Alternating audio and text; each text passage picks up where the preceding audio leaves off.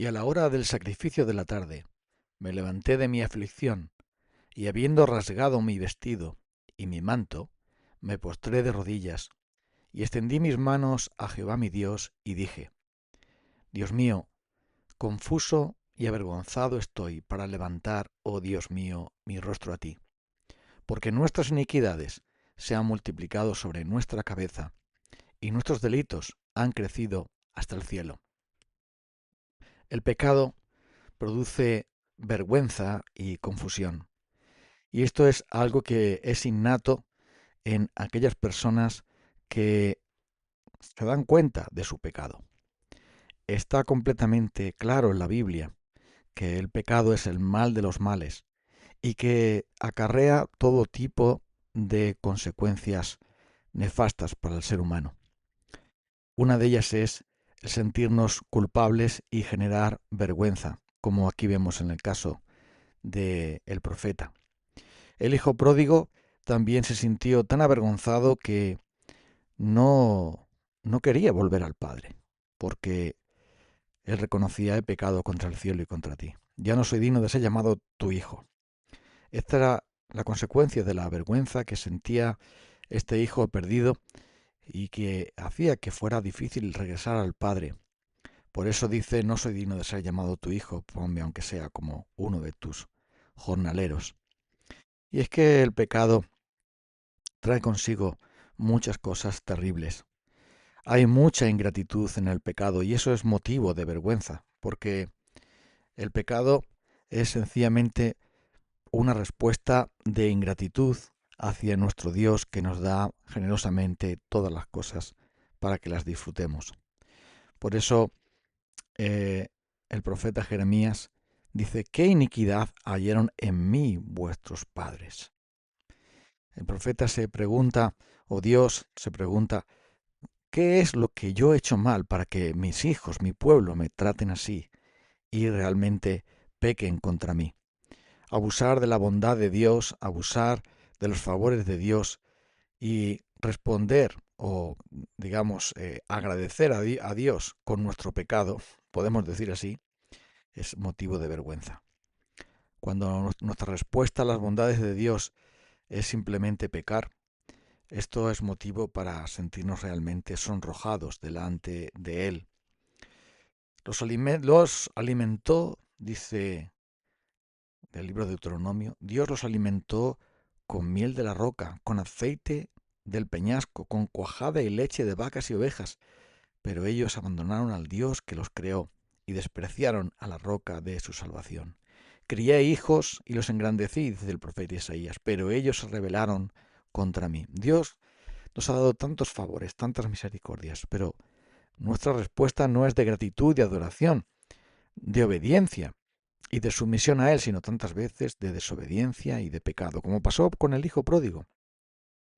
Tantos favores del Padre toda su vida, criándolo, educándolo, alimentándolo y finalmente dándole también la parte de la herencia que Él exigió.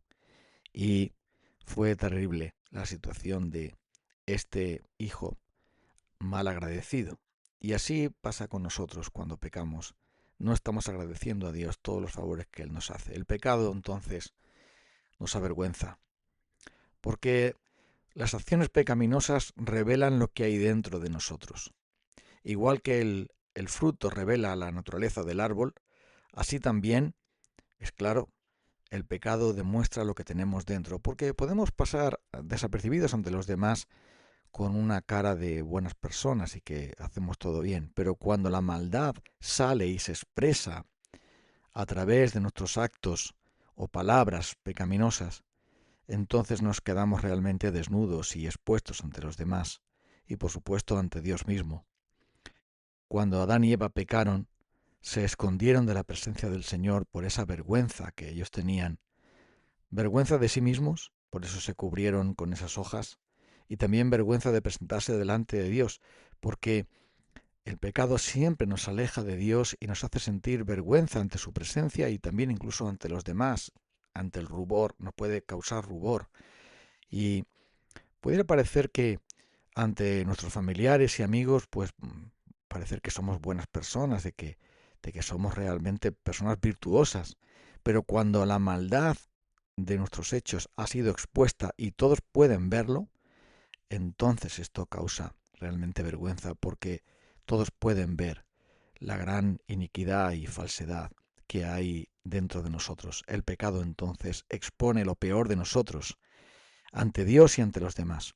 Esto es motivo de vergüenza, como también lo vemos en las Escrituras, porque decía, confuso y avergonzado estoy para levantar mi rostro.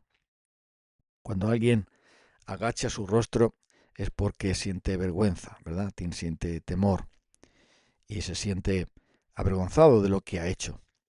Así también pasó cuando consideramos cómo sufrió nuestro Señor Jesús por nuestros pecados.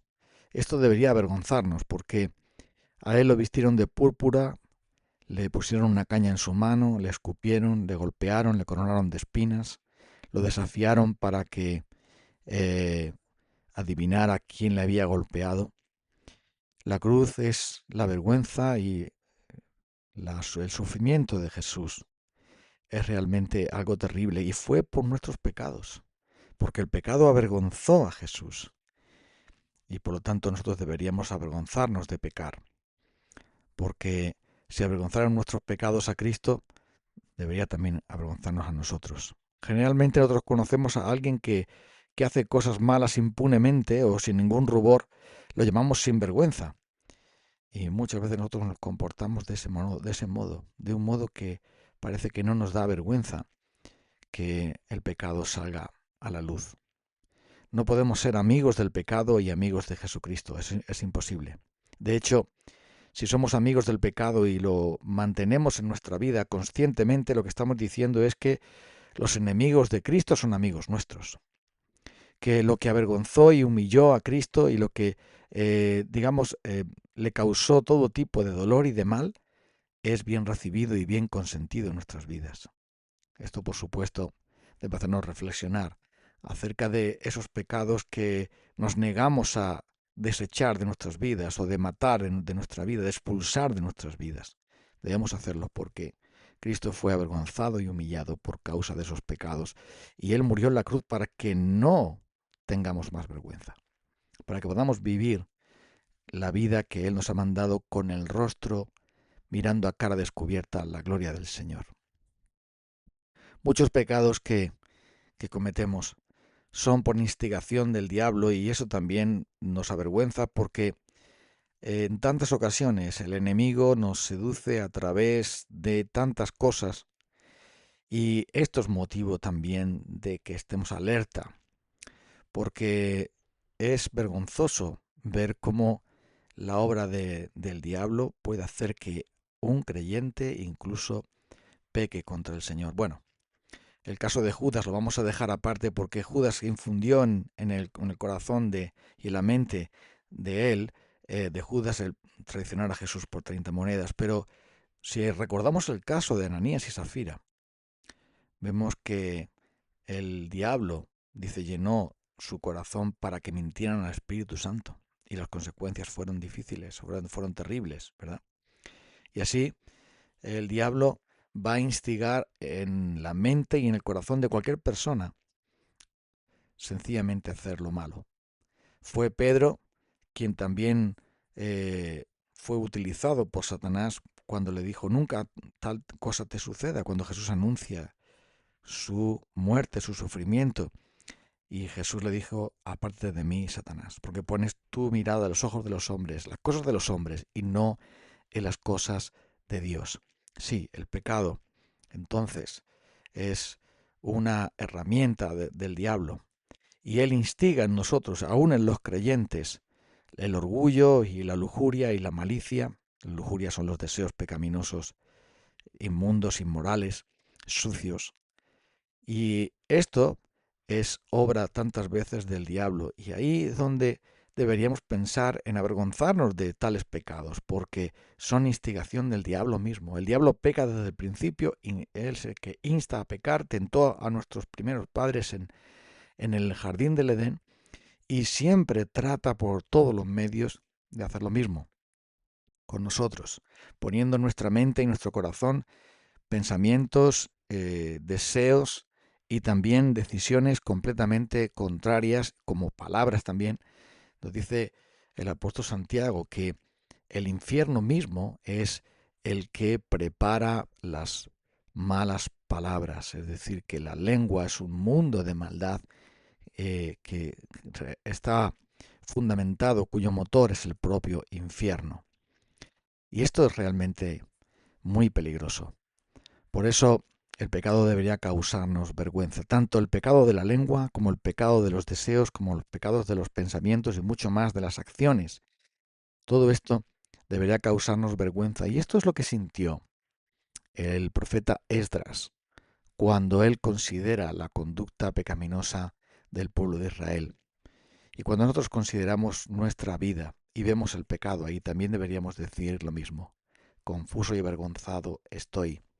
Extender nuestras manos al Señor, arrodillarnos delante de Él y pedir simplemente que nos perdone, nos limpie y nos transforme para que el pecado no nos traiga vergüenza a nosotros, ni tampoco avergüence a nuestro Señor Jesucristo, quien murió en la cruz para redimirnos de toda iniquidad.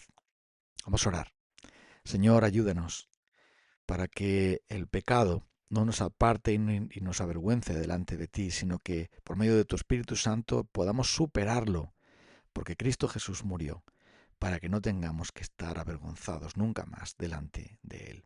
Ayúdanos, Señor, a caminar entonces en santidad, en integridad, en pureza, como a ti te agrada. En el nombre de Cristo. Amén. Hasta el próximo día.